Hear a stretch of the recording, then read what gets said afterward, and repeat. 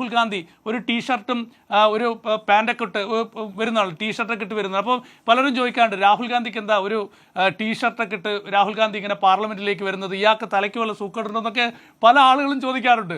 അപ്പോൾ സാധാരണ രാഹുൽ ഗാന്ധി വന്നത് അങ്ങനെ ആയിരുന്നില്ല. പെട്ടെന്നാണ് രാഹുൽ ഗാന്ധിയിൽ ആ ഒരു മാറ്റം ഉണ്ടായത്. ഭാരത് ജോഡോ യാത്രയ്ക്ക് ശേഷമാണ് രാഹുൽ ഗാന്ധി പെട്ടെന്ന് ടീഷർട്ടിലേക്ക് മാറുന്നത്.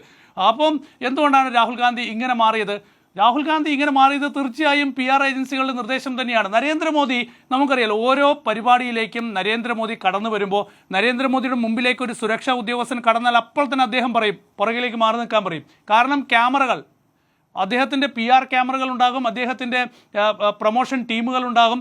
അവരുടെ ക്യാമറകളിൽ അദ്ദേഹത്തിൻ്റെ മുഖം ഏത് ഭാഗത്ത് എങ്ങനെ വരണം, ഏത് വസ്ത്രം ധരിച്ച് അദ്ദേഹം പുറത്തിറങ്ങണം എന്നൊക്കെ നിശ്ചയിക്കുന്ന തരത്തിലേക്ക് PR ഏജൻസികൾ വളർന്നിട്ടുണ്ട്. അപ്പോൾ ഒരുപക്ഷെ കഴിഞ്ഞ കാലങ്ങളെ അപേക്ഷിച്ച് ഈ തെരഞ്ഞെടുപ്പിൽ കേരളത്തിൽ PR ഏജൻസികൾ പിടിമുറുക്കി എന്നുള്ള കാര്യത്തിൽ യാതൊരു സംശയം വേണ്ട. ഏറ്റവും അടുത്തു വരുന്ന രസകരമായ റിപ്പോർട്ട് എന്നത് CPI പോലും ഒരു PR ഏജൻസിയുടെ സഹായം തേടാൻ പോകുന്നു എന്നുള്ളതാണ്. അപ്പോൾ മണ്ഡലങ്ങളിലെ രാഷ്ട്രീയ സാഹചര്യങ്ങൾ തിരിച്ചറിയാൻ, ജനങ്ങളുടെ രാഷ്ട്രീയ സാഹചര്യങ്ങൾ തിരിച്ചറിയാൻ ഇപ്പോൾ PR ഏജൻസികളുടെ സഹായം രാഷ്ട്രീയ പാർട്ടികൾ തേടുന്നൊരു സാഹചര്യത്തിലേക്ക് കാര്യങ്ങൾ മാറുന്നു എന്നതാണ്.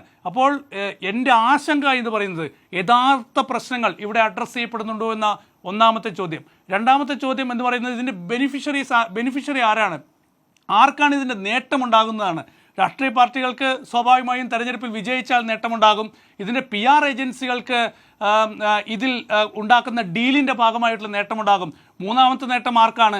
കോർപ്പറേറ്റ് കമ്പനികൾക്കാണ്. അതായത് മെറ്റയ്ക്കും അതുപോലെ തന്നെ വാട്സപ്പിനുമൊക്കെയാണ് ഇതിൻ്റെ വലിയ നേട്ടം വരുന്നത്, ഇൻസ്റ്റാഗ്രാമിനൊക്കെയാണ് വലിയ നേട്ടമുണ്ടാകുന്നത്, കോടികളുടെ ലാഭം ഉണ്ടാക്കാൻ പോകുന്നത്. അപ്പം ഈ രീതിയിൽ തെരഞ്ഞെടുപ്പ് പ്രചരണ രംഗം മൊത്തത്തിൽ മാറിയിരിക്കുന്നു.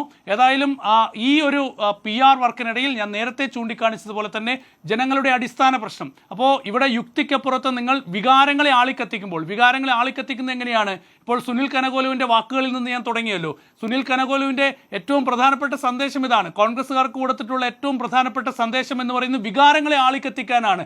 വികാരങ്ങളെ ആളിക്കത്തിക്കുന്നതിൻ്റെ ഭാഗമായിട്ടാണ് ശബരിമല ആളിക്കത്തിക്കാൻ കോൺഗ്രസും UDF ഒക്കെ കേരളത്തിൽ ശ്രമിക്കുന്നത്.